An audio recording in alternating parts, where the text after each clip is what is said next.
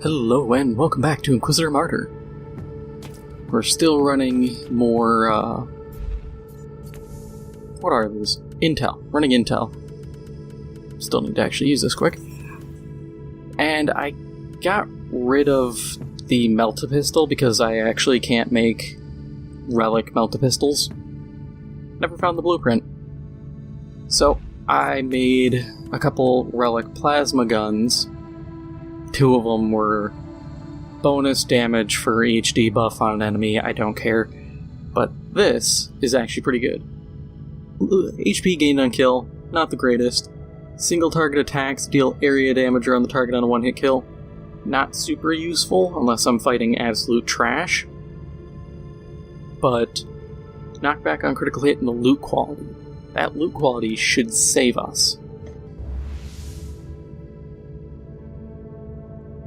Assassination. Okay, yeah, this is all... Yeah, I can actually crank the difficulty on this one and not feel like an idiot. Okay, time limit until I just can't die. Physical resist for champion enemies.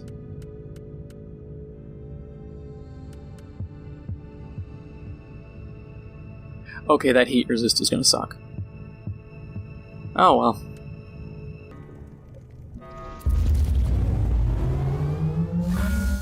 Priority targets identified in teleportarium range. Decoded Vox transmissions and auger scans indicate high importance and limited combat capabilities.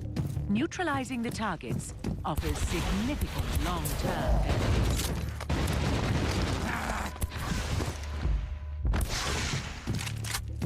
Yeah, this is gonna be easy. Those guys already died. And that's kind of the advantage of running two different weapon types.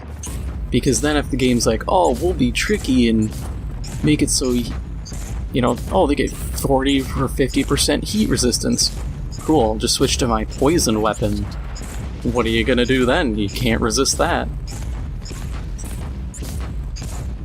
So there's little advantages here that I can kind of squeeze out of the encounters. Because I get the feeling a lot of the time the game tries to put debuffs that will actually affect you. And there was kind of my stupid plan of having two weapons of very similar damage profiles. Because then the game's just going to go, oh, well, these are very similar, I'm just going to shut you down. And you have to suffer. Like, yeah, these guys get, I think, 3% damage reflection. Which, yeah, it's a bit rough. But that's only physical damage.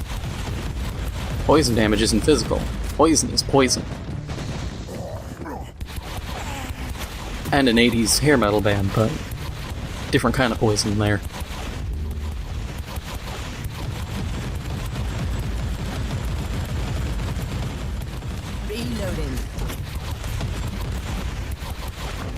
But as you can see, my damage, I'm already melting these guys. This is gonna be another 50-minute episode of, or at least the recording was 50 minutes of suffering.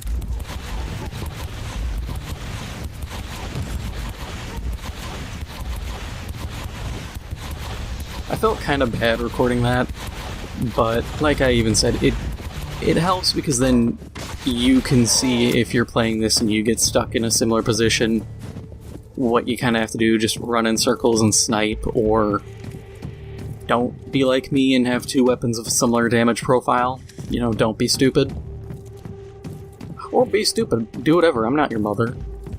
You know, you're big boys and girls, you can make your own decisions.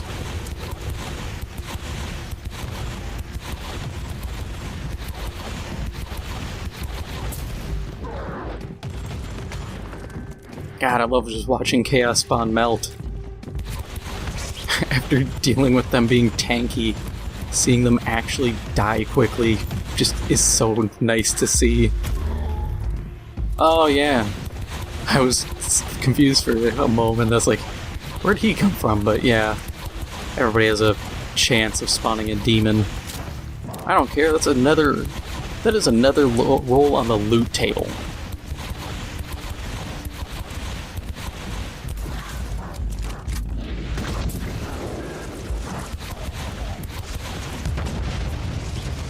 Oh, that's why you're here. I was like, where'd these guys come from? But, yeah, one of the marked targets.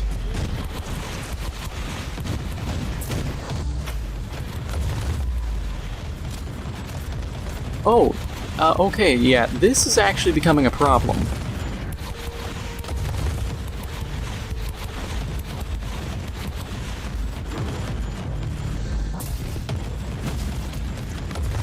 This was haha he hoo so funny until 4 plague ridden. That's a wee problem there.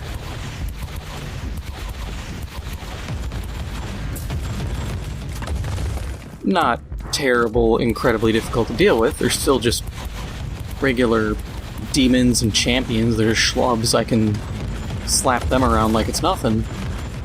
It's just, you know, I could find a horde and be like, oh, nurglings, oh, little things that are like nurglings, but not, I don't remember what they are, they get a bunch of different names. But I can, like, smack them around, and then suddenly, Plaguebringers.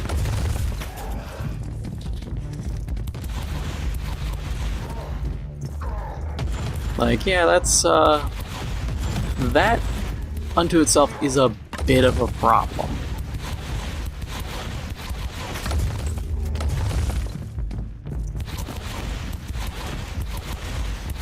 I mean, thankfully these guys have, apparently, like, no morale, so when I shoot them, they just lose all of it instantly. Whoa, gotta actually evade those hurt. So I can at least slow them and stagger them pretty easily.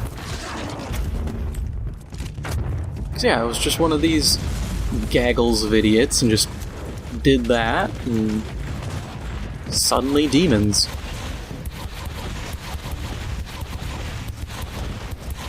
Every Annabelle movie be like,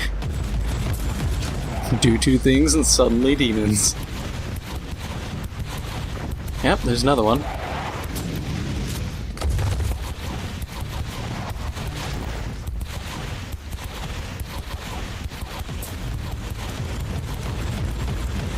I will admit, it's kind of cool having this modifier, because it completely changes these encounters. Because now it's not just, oh, horde of enemies, it's potential horde of champions. Which, if I had any modifiers that were like, hey, on champion kill, do this, I would be able to probably chain a lot of strong effects. Okay, I thought I was out of the way of that, but whatever.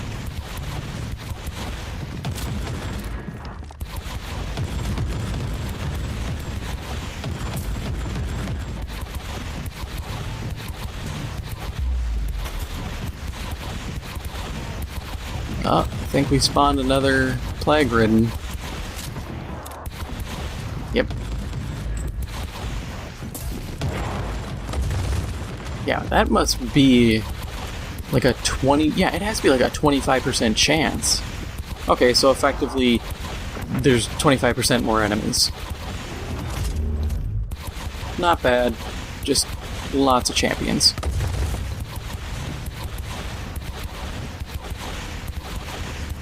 Target acquired.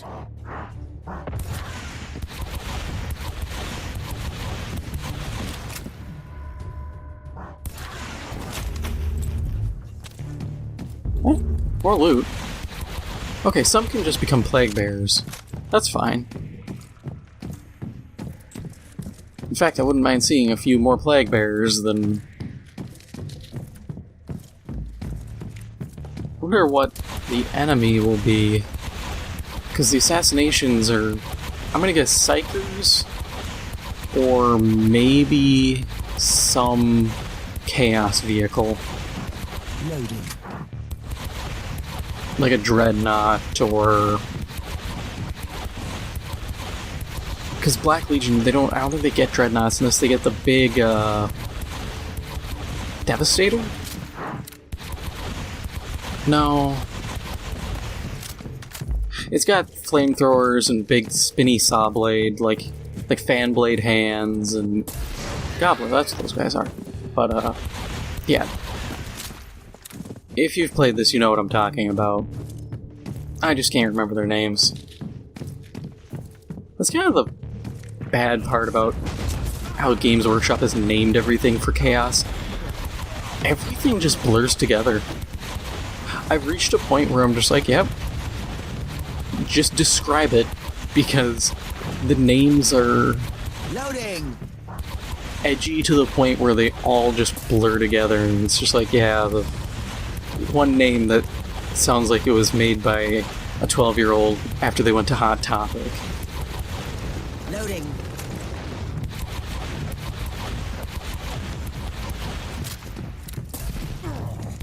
I mean, even Devastator, like Space Marines, it's just a squad, like a support weapon. It's a saw, effectively, just the bolter equivalent squad automatic weapon. It's like, no, it's the Devastator. I would understand for the guys using plasma guns, because plasma guns are terrifyingly powerful. But everything else, it's kind of by degrees flimsier.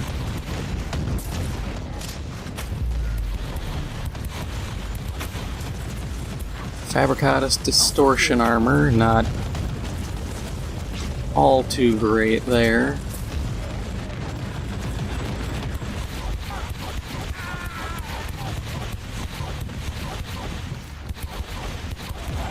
Loading.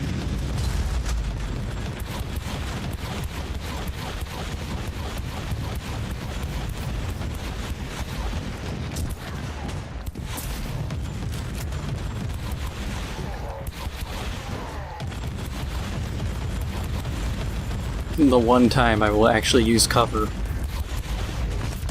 Too bad this cover is going away very quickly. I wish there were more benefits to using cover, because it's a cool idea, but there's nothing major about it. Like, yeah, you get your suppression, that's what it is. I've been saying morale this whole time. You get your suppression back and you heal, but I just kind of use it as a post-battle thing then. Loading. You know, oh, I'm really wounded, let me duck to cover, heal up faster than standing still, and then move on.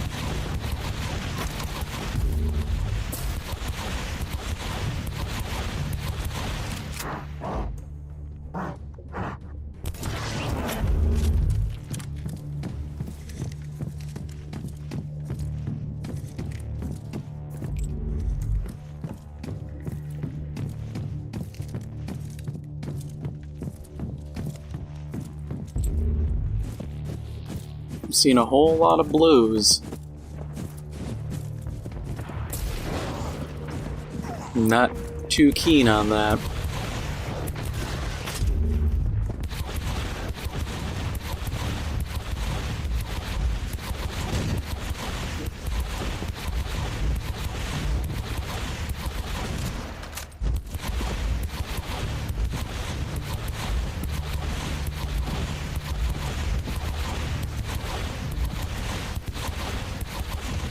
Man, I really want to see what the other Demon Forged and, like, Holy Forged weapon enchants or effects are, because I've never seen them. And unlike everything else, I can't just flat out make them. Oh, Psyker. Oh yeah, I guess because they're using Renegades that they would get a Psyker. I mean, that's not a bad boss, but you know, I'm just gonna shut up, because I'm sitting here complaining that, oh, it's a flimsy boss, but then I also complain when I'm dealing with bosses that run the risk of absolutely clubbing me like a baby seal. So I either need to be happy I get flimsy bosses I can burn down easy, or shut up when I'm getting stomped.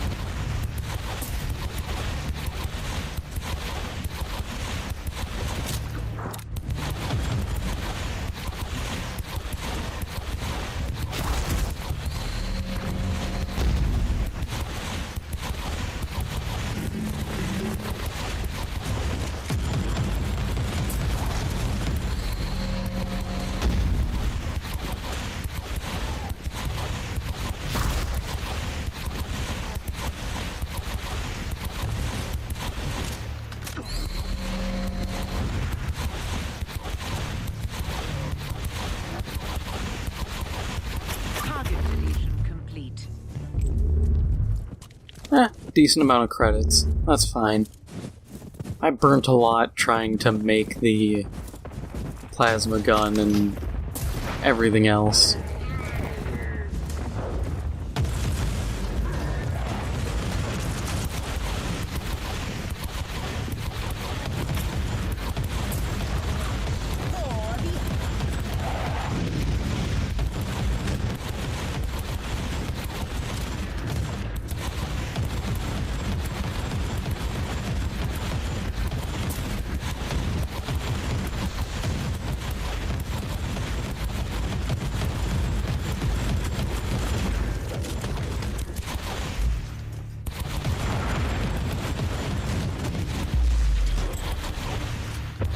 Oh, great. I was really hoping that he wouldn't turn into a demon. Loading.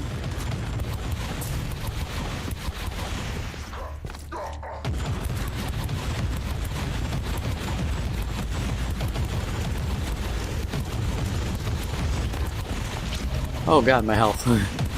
Just sitting here face tanking bolter rounds, not even paying attention. God, that just makes me... I know I loop it back a lot, but I miss the idea of Eternal Crusade. I still can't believe it. I looked into it again. You know who made that game? Behavior. The guys who were behind Dead by Daylight. And Naughty Bear and a bunch of other stuff, but... I was just sitting there looking at Dead by Daylight thinking, how the hell did you make a game that's become extremely popular, manages to get brand deals with or licensing deals with countless horror franchises, but then for Warhammer, you didn't even put your B team. You put like the guys who show up to soccer practice with a tennis racket and football pads on. These dudes aren't even in a league. They are in a league of their own. And as I say that, I don't even mean disparaging to the actual, like, line and file code monkeys. Effectively the term most known. Those dudes are just doing what they're told. You know, I got sympathy for them. It's their upper tier people who done goofed. I remember seeing stuff where, like, the top guy was like, oh yeah, we're gonna do all this, and then he just, like, went on vacation for, like, a month. And I'm just, oh god. I can't remember who did it. There was a guy who did, like, an hour-long, pretty much documentary on just the entire shit show that happened. It's really interesting. If you haven't watched it, I would definitely say watch it, because it is both very interesting and really disappointing to watch. Because it's just... there's so many issues, like the fact that they pulled themselves in so many directions. Oh yeah, we're gonna have PvE, we're gonna have PvP. Just pick one. You know, you wanna have us fight Tyranids? Cool. Do that later. Loading. Oh, you want to introduce the Eldar stuff? Cool. Maybe we should get, like, Space Marines and Chaos down, and then we can add Orcs, and then do Eldar. Trying to do 4 factions simultaneously was a stupid idea. Especially when you're sitting here relying heavily on your fan base to give you the money. And I remember seeing one thing where they're like, yeah, if it doesn't get completed, you know, it's effectively saying, it's your fault for not giving us more money. And I was like, dude, blow it out your ass. You can't just say that kind of shit.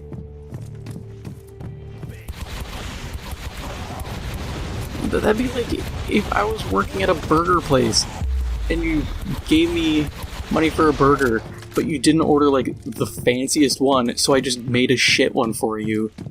And then when you got mad, I just responded with, well, you should have bought the better one then. It's like, dude, that doesn't mean you get to half-ass things. Especially when you just keep expanding your damn scope. That's the worst thing.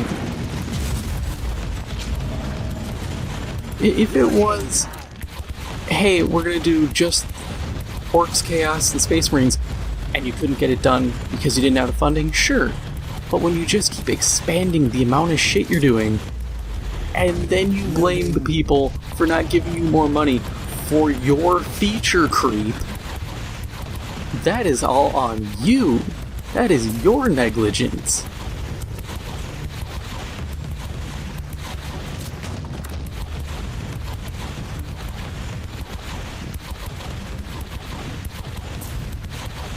I'm really bitter about that whole thing.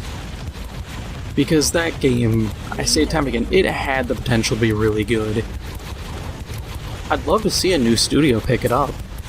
I think someone out there can do it justice.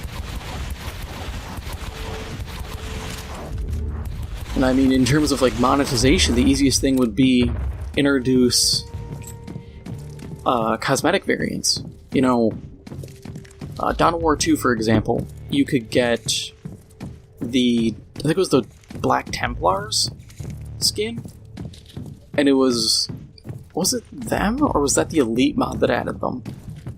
Either way, I know there was one for Space Marines, for Ultramarines specifically, but the Ultramarine one, it was your faction had some slight changes, your Force Commander looked different, and that's fine.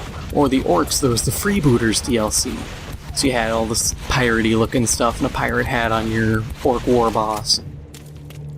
Do stuff like that, where, you know, you can play as the Ultramarines in-game, but then you can pay extra for the fancy-looking Ultramarines. Or, you know, you want to... You know, you introduce all the factions, or all the main chapters, as very basic, looking all the same versions, and then you add the fancy version of them, just like you do with Chaos. You have Chaos all at the same... And then you'd be like, hey, we also have the fancy version of Thousand Suns, you know. Yeah, no, Thousand Suns is one I have to... His flame pillar can summon things? Bruh. That's some bullshit. Just saying, that's absolute bullshit. But, Emperor's Children, you can have a fancy looking version.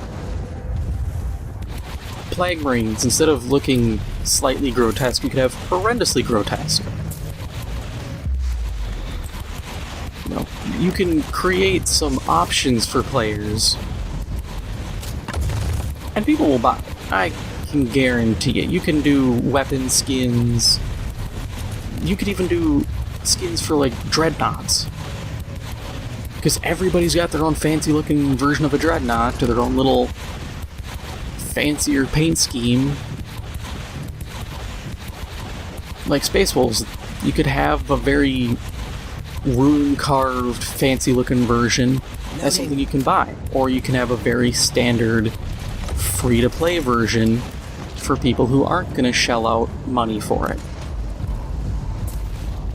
That is, I would say, the easiest way to make money without just really screwing things up, because otherwise, if you start charging for weapons, even if you don't have stuff that's, you know, like pay to win, people will still complain.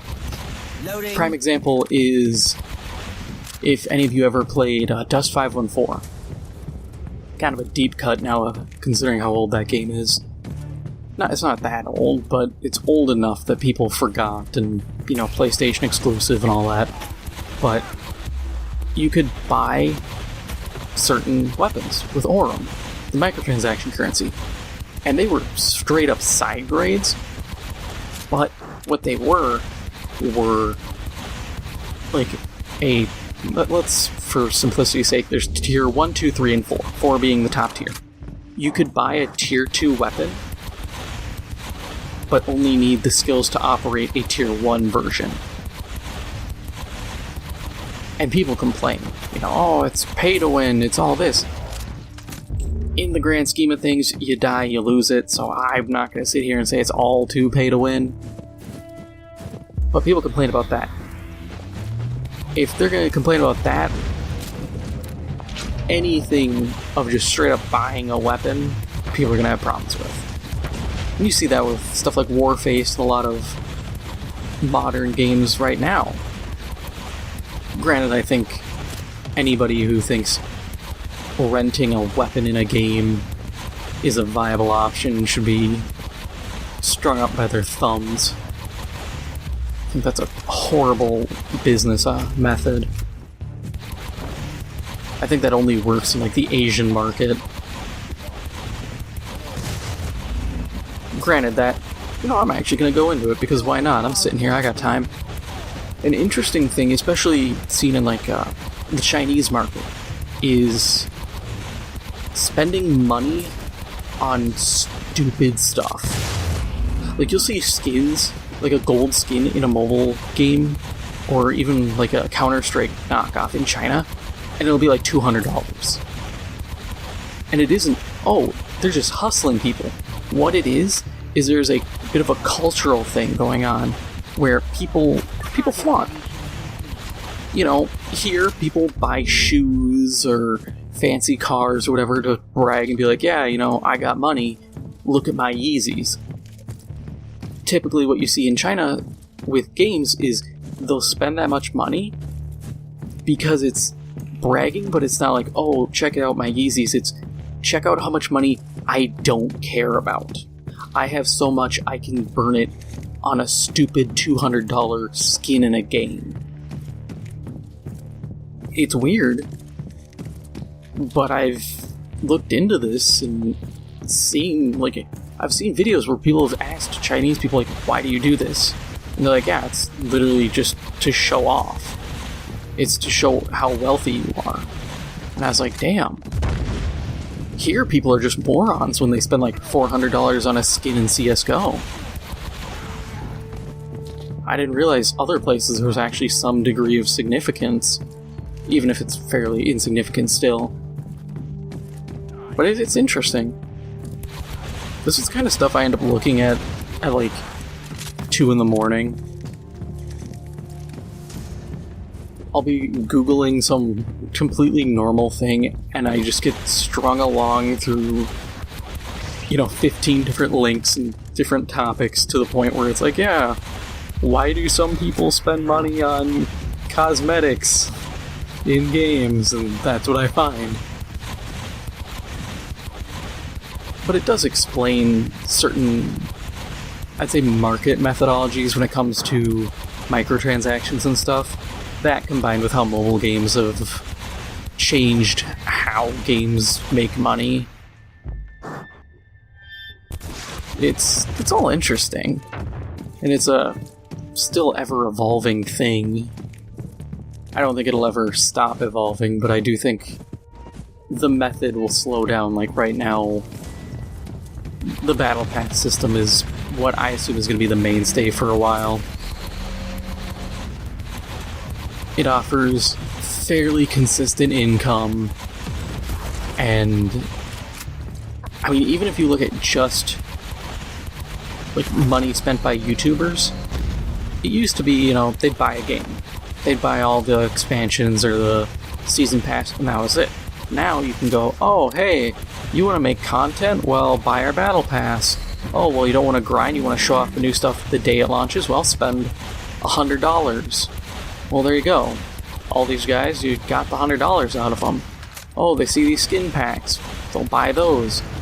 Even though it's a tax write-off in some cases. Operation is a success. Still money. Loading data construct. Because they can write it off as a business expense. To what degree? I don't know. I don't have a fiduciary or anything like that I can talk to.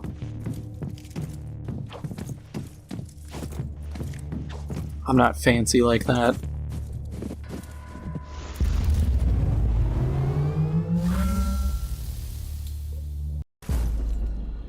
Come on, big loot.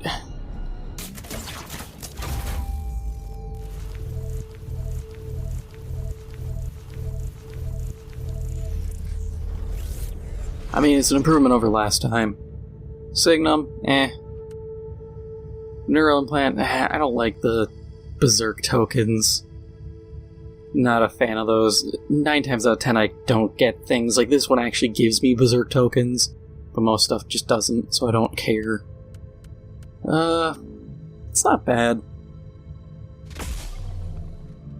Got a level, that's important. But that is all for now. If you enjoyed this episode, make sure to hit the like button, it helps out the channel a lot. If you haven't already, make sure to hit the subscribe button. Thank you for watching, and I'll see you in the next one.